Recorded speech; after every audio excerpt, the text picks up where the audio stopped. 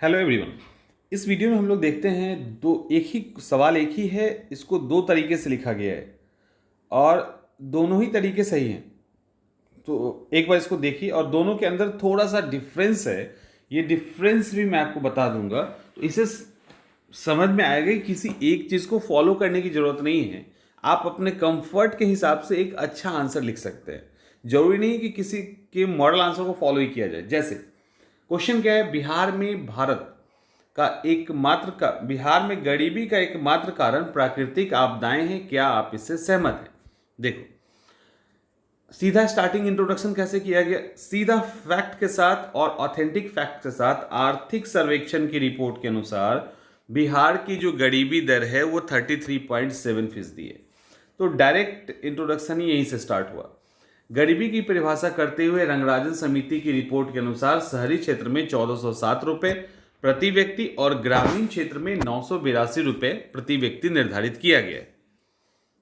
बिहार में गरीबी के लिए कोई एक प्रमुख कारण उत्तरदायी नहीं है, कई सारे कारक हैं, जैसे अशिक्षा, जनसंख्या विस्फोट, बेरोजगारी, सीमित संसाधन इत्यादि। यानी गरीबी का कोई एक प्रमुख कारण नहीं है। लेकिन यहां पे किया गया लेकिन, अब अच्छा बाद में हम लोग इसको डिस्कस करेंगे। लेकिन इसमें प्राकृतिक आपदा की भूमिका गरीबी में अहम है। एक मतलब छूट गया है इनसे, तो इन्होंने कोष्ट बना दिया, ऐसा नहीं करना है वैसे। जैसे बाढ़ और सूखे से प्रत्येक साल बिहार को जूझना पड़ता है। राष्ट्रीय बाढ़ आयोग की रिपोर्ट के अनुसार बिहार भारत का सर्वाधिक बाढ़ प्रवण क्षेत्र है तथा राज्य का लगभग 76% हिस्सा बाढ़ से ग्रस्त है। बिहार की भौगोलिक बनावट ऐसी है कि उत्तर बिहार हर साल बाढ़ से जूझता है, तो वहीं दक्षिण बिहार सूखे की मार से त्रस्त है। हालांकि उत्तर बिहार हिमालय की नदियों का क्रीड़ा स्थल है, अच्छा वर्ड है, जिससे बिहार के 38 जिलों में से 28 जिले बाढ़ प्रवण क्षेत्र के अंतर्गत आते हैं। वहीं 8 जिले सूखा प्रवण क्षेत्र में, जो दक्षिण बिहार के जिले हैं। इन्होंने एक मैप ड्रॉ किया है, अच्छा किया है। बाढ़ के लिए इंडिकेट ऐसे कर दिया, सूखे के लिए ऐसे किया और यहां पे दिखा दिया। प्रतीकात्मक बिहार का मानचित्र। इसके बाद बिहार में बाढ़ और सूखे के दुष्प्रभाव से जिससे प्रति वर्ष होने वाला नुकसान गरीबी की वृद्धि और तीव्र गति से करती है। अब यहां पे इन्होंने, अब देखो क्या किया, एक लाइन खींचा और डिवाइड कर दिया। इधर बाढ़ है और इधर सूखा है, दोनों की दिक्कत क्या है वो इन्होंने बता दी। बाढ़ से लाखों एकड़ में लगे फसल का नुकसान हो जाता है, वहीं इस क्षेत्र में तैयार फसल झुलसकर नष्ट हो जाते हैं। मानव विकास, स्वास्थ्य, शिक्षा और आम जीवन अवरुद्ध होता है। लोगों के जीवन यापन होने वाली विकास पर प्रतिकूल प्रभाव पड़ती है। चारों तरफ जल अर्थात जल प्रलय की स्थिति होती है। पेयजल की कमी हो जाती है क्योंकि भूमि जल स्तर निम्न हो जाती है। किसान विभाग की रिपोर्ट के अनुसार सन 2019 ईस्वी में बाढ़ के कारण 5 लाख हेक्टेयर से अधिक क्षेत्र की फसल नष्ट हो गई और सूखे के कारण राज्य में लगभग 40% फसल सूख के बर्बाद हो गई। इन्होंने इंडिकेट किया, एक डाटा के साथ दोनों के बीच में अंतर कर दिया। इसके अतिरिक्त अन्य प्राकृतिक आपदाएं, ओलावृष्टि, भूकंप आदि। वहीं बीते वर्ष बिहार में ओलावृष्टि के कारण इतने हेक्टेयर क्षेत्र का फसल नुकसान हुआ तथा कई लोग मारे भी गए। ठीक है, कई लोग मारे भी गए। अब उपरोक्त प्राकृतिक आपदाओं के अतिरिक्त गरीबी के कुछ प्रमुख कारक हैं। इसके अलावा भी कुछ प्रमुख कारक है, जैसे जनसंख्या का तेजी से बढ़ना, पॉपुलेशन जनघनत्व 1106 है। अशिक्षा, एजुकेशन की यहाँ पे दिक्कत है। प्रवास का मतलब है कि कुशल और अकुशल श्रमिकों का देश व विदेश में प्रवास, यहाँ से माइग्रेट हो जाना। और अंतर्राष्ट्रीय प्रवास में बिहार का योगदान 15% है, बहुत बड़ा बात है। बेरोजगारी, गरीबी का सबसे बड़ी वजह बेरोजगारी है। को ही माना जाता है। बिहार में बेरोजगारी की दर 9% है और देश में 7.7%। युवाओं के बीच उद्यमिता कौशल का अभाव, भ्रष्टाचार, गुलामी का असर देखो यहाँ पर लिखा हुआ है, नहीं होना चाहिए, एवं संबंधित समस्याओं की अक्षमता, लाल फीताशाही आदि। हालांकि गरीबी को जमीनी स्तर से समाप्त करने हेतु सरकार विभिन्न योजनाओं, मनरेगा, पेंशन योजना, खाद्य सुरक्षा योजना, जीविका आदि क्रियान्वित कर रही है। अतः इससे स्पष्ट होता है कि बिहार में गरीबी का के एक प्रमुख प्राकृतिक आपदा ही नहीं वरन अन्य मुख्य कारक भी हैं। निष्कर्षतः यह कहा जा सकता है कि बिहार में पूर्ण रूपेण गरीबी उन्मूलन के लिए सरकार को राज्य में उद्योग को प्रोत्साहन देना होगा तथा अधोसंरचना तथा सुदृढ़ निर्माण करना होगा। साथ ही विभिन्न योजनाओं की राशि डिजिटल और पारदर्शिता पूर्ण तरीके से सही लोगों तक पहुंचानी होगी। अब एक और सवाल है, एक और इसी सवाल का दूसरा जवाब है। यहाँ पे देख सकते हैं बिहार में गरीबी का एकमात्र कारण प्राकृतिक आपदाएं। बिहार का इतिहास प्राचीन काल से ही स्वर्णिम रहा है। यह आर्थिक दृष्टि से संपन्न और समृद्ध राज्य था। वर्तमान समय में बाढ़ और सुखाड़ जैसी प्राकृतिक आपदाओं से घिरे होने के कारण इसकी आर्थिक हालात में काफी गिरावट आई है और साथ ही कृषि पर निर्भरता, खनिज की अनुपलब्धता, ये देखिए, बेरोजगारी, अशिक्षा आधारित संरचना का अभाव, औद्योगिक पिछड़ापन आदि भी बिहार के गरीबी के लिए जिम्मेवार कारक है। अब यहाँ पे कितना अच्छा लाइन लिखा गया है कि वर्तमान में बिहार बाढ़ और सुखाड़ जैसी प्राकृतिक आपदाएं से घिरे होने के कारण इसकी आर्थिक हालात में काफी गिरावट आई है, लेकिन इसके बाद भी और सारे कारण को इन्होंने दिखा दिया है। बिहार के गरीबी के लिए जिम्मेवार कारक हैं। इसी कारण बिहार देश के सबसे गरीब राज्य की श्रेणी में शामिल है। एक सॉलिड इंट्रोडक्शन हो गया। बिहार में प्राकृतिक आपदा का प्रमुख वजह इसकी भौगोलिक अवस्थिति है। यह भारत के उत्तर पूर्वी भाग में स्थित है। राज्य में नेपाल के तराई से लेकर बंगाल की पूर्वी सीमा तक निरंतर बाढ़ का प्रकोप रहता है।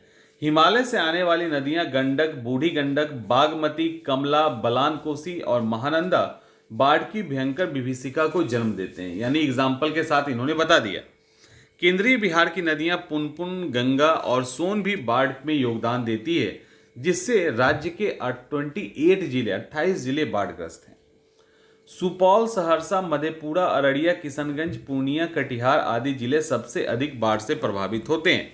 साथ ही दक्षिण बिहार के जिले जैसे पटना, नालंदा, भोजपुर, कैमूर आदि भी प्रभावित होते हैं। उत्तर बिहार की नदियां राज्य में 21 लाख हेक्टेयर भूमि को जलमग्न कर देती है और दक्षिण बिहार की नदियां 15 से 20 लाख हेक्टेयर भूमि को प्रत्यक्ष रूप से प्रभावित करती है या अप्रत्यक्ष लिखा होगा। बिहार सिंचाई आयोग के अनुसार लगभग 60,80,000 हेक्टेयर भूमि बाढ़ से प्रभावित है। इससे प्रतिवर्ष औसतन 293 करोड़ रुपए का आर्थिक नुकसान वहन करना पड़ता है। इसके साथ ही बाढ़ की विभीषिका से चौतरफा क्षति का सामना करना पड़ता है, जैसे भारी मात्रा में मानव संसाधन, पशुधन और अचल संपत्ति के नुकसान, फसलों के काफी नुकसान, मृदा अपरदन, वन संसाधन की क्षति, आधारिक संरचनाएं और सुविधाएं बाधित होती है, स्वच्छ पेयजल की समस्या, महामारी का शिकार, प्रतिवर्ष राहत पुनर्निर्माण के क्रम में भारी व्यय। तो भारत में अब भारत में बाढ़ के बाद सुखाड़ एक गंभीर समस्या है, जिससे दक्षिण बिहार का क्षेत्र गया, रोहतास, कैमूर, जहानाबाद, औरंगाबाद, भागलपुर, बांका आदि प्रभावित होता है।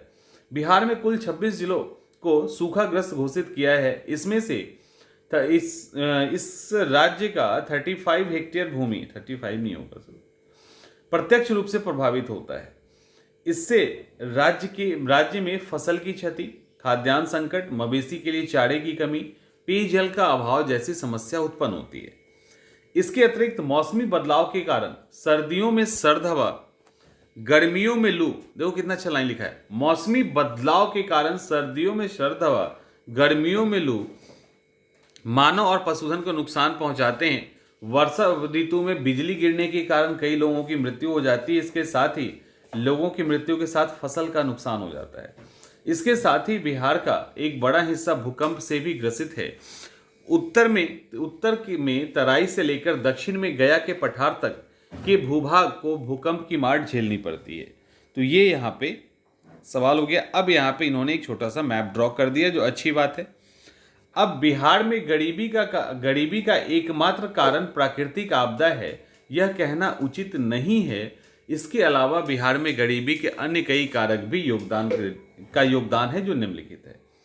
निरंतर बढ़ती जनसंख्या के कारण संसाधनों पर दबाव का बढ़ना, अशिक्षा और अज्ञानता के कारण संसाधनों का होगा नियोजित और विवेकपूर्ण इस्तेमाल न करना, बेरोजगारी के कारण लोगों की प्रति व्यक्ति आय कम होना, खनिजों की अनुपलब्धता,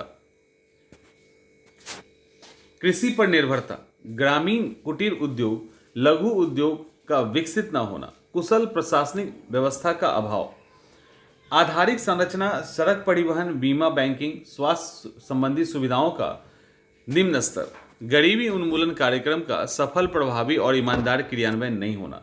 एक बहुत बड़ा एरिया इन्होंने कवर किया। निष्कर्षतः यह कहा जा सकता है कि बिहार में गरीबी का एकमात्र कारण प्राकृतिक आपदाएं नहीं है, इसके अलावा अन्य पहलू भी जिम्मेवार हैं, परंतु इस समस्या से निपटने के लिए सरकार और जनता दोनों की भागीदारी आवश्यक है ताकि बिहार अपनी प्रगति के पथ पे अग्रसर हो सके। ठीक है, तो यहाँ पे आप इस दोनों में अंतर क्या है, अब एक बार तुरंत देखिए कि अंतर क्या है। पहला अंतर कि इन्होंने अपने इंट्रोडक्शन को सीधा डाटा से स्टार्ट किया है और डाटा दिया है जगह जगह पे। इसके अलावा काफ़ी सिंपल वे में इन्होंने आंसर को प्रेजेंट कर दिया है। ठीक है, सिंपल वे में है, फ्लो में है, और वर्ड्स वहाँ भी ठीक है, यहाँ भी ठीक है, डाटा यहाँ भी है, मैप यहाँ पर भी है, मैप वहाँ पर भी है, और बाढ़ का क्या प्रभाव पड़ता है, सूखा का क्या प्रभाव पड़ता है, दोनों का अलग अलग इन्होंने लिखा है। यहाँ पे छोटी सी कमी है कि बाढ़ सूखा के बाद ओलावृष्टि और भूकंप की बात की गई है, लेकिन वही सर्दी में जो हवा चलती है, लू चलती है, बिजली गिरना, ये सब यहाँ पे मिसिंग है। इसके अलावा जो प्राकृतिक कारक है, प्राकृतिक आपदा के अतिरिक्त अन्य प्रमुख कारक हैं, इनमें इन्होंने जो पॉइंट बना दिया, चूंकि ऊपर में बहुत ज़्यादा लिख दिया है, इसी के कारण जनसंख्या की तेजी से वृद्धि, अशिक्षा, प्रवास और बेरोजगारी, युवाओं के बीच उद्यम कौशल का, ठीक है, यहाँ पे इन्होंने पॉइंट्स को ठीक लिखा है। बट जब यहाँ दिक्कत क्या है, जब इन्होंने यहाँ पे पॉइंट्स, सब पॉइंट्स के लिए एक टॉपिक बना दिया, तो या तो सब में बनाते या किसी में नहीं बनाते, सब में बनाते या किसी में नहीं बनाते, तब भी ठीक था। उसके बाद गरीबी को जमीनी स्तर से समाप्त करने के लिए सरकार की जो योजनाएं हैं वो भी ठीक है, और फाइनली इन्होंने कंक्लूड कर दिया। तो आंसर ये भी ठीक है, आंसर ये भी गलत नहीं है। अब दूसरे आंसर की बारी है। तो यहाँ पे इन्होंने काफ़ी एंशिएंट से उठाया है और अच्छा इंट्रोडक्शन लिखा है, मतलब बिहार में क्या क्या समस्या है गरीबी के अलावा भी, वो जिसके कारण बिहार पिछड़ा है, उसको दिखाते हुए यहाँ पे इन्होंने बता दिया कि बिहार देश का सबसे गरीब राज्य है। गरीबी कितनी है, अगर ये पॉइंट माने अगर इसका डाटा लिख दिया जाता तो ये इंट्रोडक्शन और भी इफेक्टिव होता। गरीबी की वजह इन्होंने लिखी है प्राकृतिक आपदा एक प्रमुख कारक है। अच्छा लाइन है, डायरेक्ट स्टार्ट कर दिया गया है। फर्स्ट पैराग्राफ इंट्रोडक्शन के बाद इसको डायरेक्ट स्टार्ट किया गया है, तो प्रमुख वजह है। और उसके बाद इन्होंने सीधा पॉइंट पे आते हैं और बाढ़ को एक्सप्लेन करने लगते हैं। ठीक है, उसके बाद जगह को भी बताया है, नदियों को भी बताया है, और यहाँ पे डाटा भी है 21 लाख, 15 से 20 लाख, तो ये भी ठीक है। उसके बाद बाढ़ के कारण क्या दिक्कत होती है वो इन्होंने बता दिया। अब यहाँ पे सुखाड़ को इन्होंने लिया है, अच्छा एक्सप्लेन किया है, सबसे पहले कहाँ कहाँ क्या होता है और इससे राज्यों को किस तरह से नुकसान होता है वो भी इन्होंने अच्छे से एक्सप्लेन कर दिया, तो ये भी सही हो गया।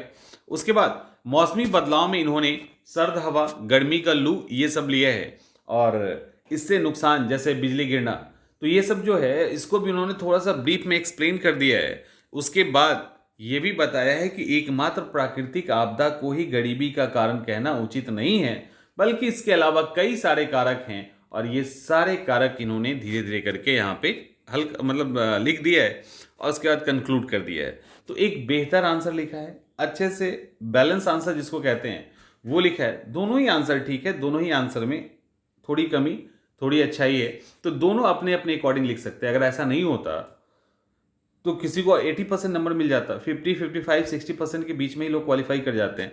तो इसीलिए इन दोनों ही अपने अपने मोड के अकॉर्डिंग लिखा गया है। उसके अंदर थोड़ा सा और कंटेंट, जो पहले वाला आंसर था, बढ़ाया जा सकता था। इसके अंदर ये ऑलमोस्ट आंसर ठीक है, थोड़े से गरीबी के जैसे फैक्ट हैं, ये सब यहाँ पे डाटा थोड़ा सा दिया जा सकता है, अदरवाइज एक बैलेंस आंसर है। तो दोनों को ही फॉलो कर सकते हैं, इसमें दिक्कत नहीं है। ये आंसर थोड़ा सा और ज़्यादा लॉजिकल और फ्लो फॉर्म में लिखा गया है, ये इसकी खासियत है।